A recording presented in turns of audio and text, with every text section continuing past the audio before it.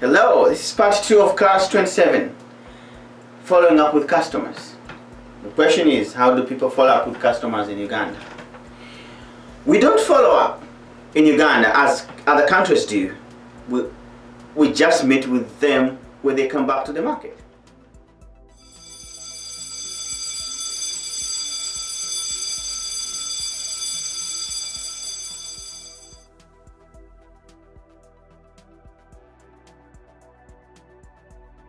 Follow up with your customers. Thanking the customer is the first step to developing a relationship, but you can also stay in touch with your customers. Here are a few ways to stay in touch with your customer. The first way is through email. If you ask all of your customers for their email, you can build a list that can be used to keep in touch with all your customers. Now, some of your customers will not want to give you their email address, and when that happens, say, "Thank you, and I look forward to you coming back to my shop again." That's it. That's all you will need to say in those situations. Now, once you get your customers' emails, you can send them a message from time to time. Do not nag your customers. If you send a lot of emails, your customers will unsubscribe to your list, which you will give your customers an option to do. For example, in every email that you send to the customer, at the bottom of the email, tell them that they can respond to this email and ask to be removed from the list. And when they do, respond to those emails and say, "Thank you, you have been removed from this emailing list." That's it. That's all you say. So you can use your customers' emails to send them surveys to ask how they liked your product or services. You can also email them coupons to use for future purchases of your product or services. Let's say you would like to follow up with your customers by mailing them letters in the postal mail. Let's say you do not have internet access, but you do have some money that you want to use to occasionally send letters to your customer's home address. So the information that you want to include in those letters might be coupons. You want to send information to your customers that they will want to receive, that will add value to them. You can also follow up with your customers over the telephone. So if you ask your customers for their telephone number and you do not have internet access, because internet is actually the cheapest way to stay in contact with your customers. It's also cheaper than sending letters through the postal mail. But if you would like to call your customers, make sure you do not do it often. Do not call your customers early in the morning. Do not call them late at night. And do not call them during dinner hours. Do not annoy your customers. Once you get your customers on the telephone, you can ask them how they liked your product or services, and you can give them information about upcoming sales that will be happening in your store.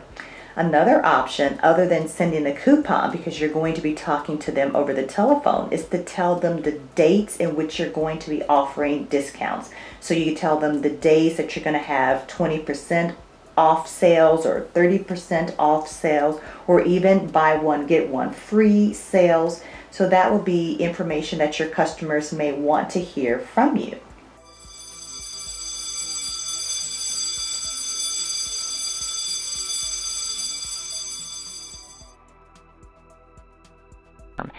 He follows up over the telephone with a potential customer.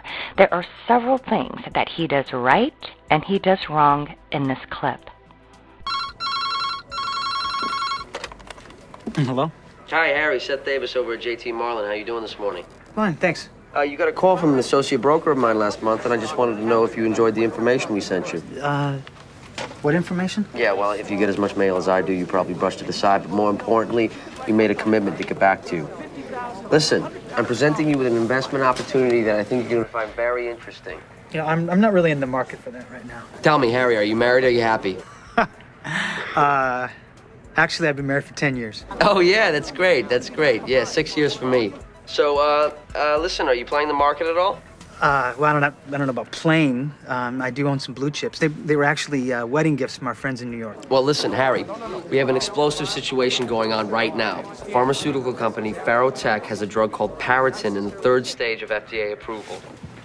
What's it do? That's a good question. That's a very good question, and this is the best part. It helps premature babies develop properly. That sounds like a good drug. It is. It is. So tell me, those blue chips you own, what have they done for you since you got married? Not that much, really. Well, you see, we deal in stocks that really move. Oh, yeah. They really move. I'd love to show you what I mean, and I can do so on a relatively small investment. Look, I really can't buy anything right now. My wife and I are getting ready to buy a house this month, and we're trying to save every last penny. Look, Harry, I don't care how much stock you pick up. I just want you to test me out. I want you to judge me on the percentages I show you. Obviously, I show you 30 or 40%. No matter how big or small your position is, you know, you're going to get pretty excited about my next idea, right? Yeah. Of course you would. You'd be handing out my business cards, wouldn't you? Right? Do this. Pick up 100 shares. It's the absolute firm minimum, all right? If I show you 3 or 4 points on the trade, it's not going to make you rich. On the same token, if the stock doesn't go anywhere, you know, you're not out in front of your store with a cup in your hand. No, that's true. Look, Harry, the truth of the matter is, I could sell you a lot more than just 100 shares and feel completely comfortable about the trade. But I'm asking you to start small, just to prove what I can do for you. All right. All right, let's try it. Great. So should I send the confirmation to your business or your home? Yeah, I need to talk to my wife. No, you don't need to first, do and that, then- Harry. And I'll call you right back. And, you know, I'm going to lunch in No, 5 I minutes. need to talk to her first. Tell me, Harry, you're at work right now, aren't you? Yeah. So what do you do for a living? I'm a purchasing manager at a gourmet foods company.